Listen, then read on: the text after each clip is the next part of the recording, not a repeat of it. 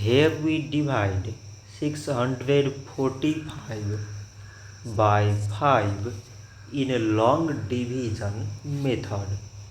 5 times 1 is 5. On subtracting we get 1.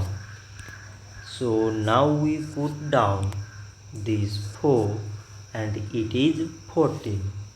5 times 2 is 10. On subtracting we get 4.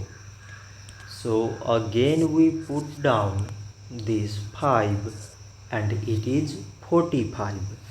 So 5 times 9 is 45. On subtracting we get 0.